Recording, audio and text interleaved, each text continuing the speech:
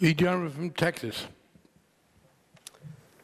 Thank you, Mr. Chairman. We all know too well the great suffering our nation is seeing due to this financial recession and crisis. And that's why it's so disappointing that unless the authors of the 2,000-page base text that we were just given had a sudden epiphany, that we have a bill before us that will thrash about the branches of the financial crisis while leaving the root cause undisturbed.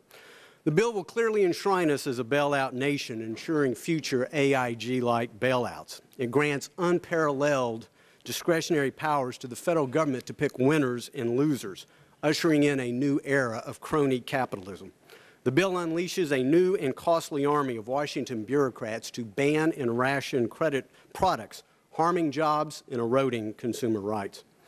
Regrettably, the bill seems to embody the cynical statement of the President's Chief of Staff, quote, "Never let a serious crisis go to waste.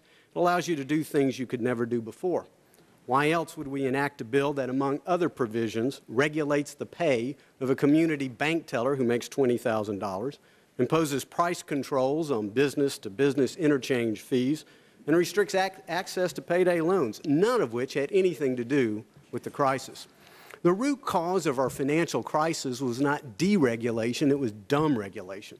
The federal government, over many years, put into place policies that incented, strong-armed, and mandated financial institutions to loan money to people to buy homes who ultimately couldn't afford to pay the money.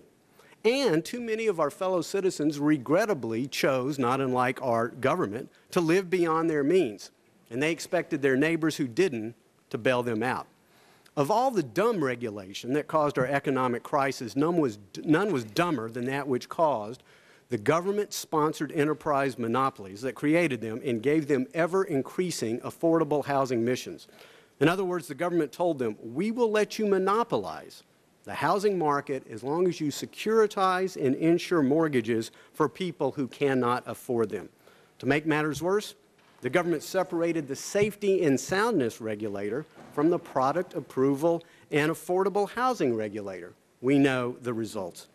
Ultimately, the story of the government-sponsored enterprises is one of enriched executives, cooked books, political bullying, a massively inflated housing bubble, millions of home foreclosures, a shattered economy, and the mother of all taxpayer bailouts. And regardless of the accuracy or inaccuracy of Chairman Frank's earlier GSE history lesson, the text before us clearly protects this system by totally exempting the GSEs. This is a system that, along with FHA, now controls 95% of our mortgage market, and the bailout has cost taxpayers $147 billion and counting. Unfortunately, such bailouts of companies deemed to be too big to fail by the government will continue. To paraphrase a line from the famous Kevin Costner movie Field of Dreams, if you build it, they will come. The only reason to create a Wall Street bailout mechanism, as the bill clearly does, is to bail out Wall Street permanently. Now, many in this room claim the bailout mechanism will never be paid for by taxpayers, but these are the very same people who worked so many years to protect the GSEs and then told us they would never receive one dime of taxpayer money. They're the same people who told us the Social Security Trust Fund will be paid back, don't worry. They're the same people who tell us now, don't worry about the exploding national debt. They were wrong then, they are wrong now.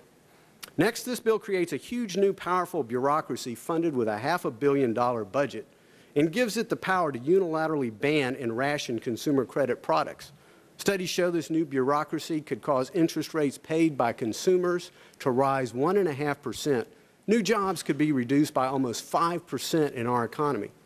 I've heard this from community bankers back home, like Cad Williams of East Texas National Bank, who told me, Congressman, if I have more compliance costs and the federal government is going to limit the types of customized credit products that I can offer, we will lose jobs in Anderson County, Texas.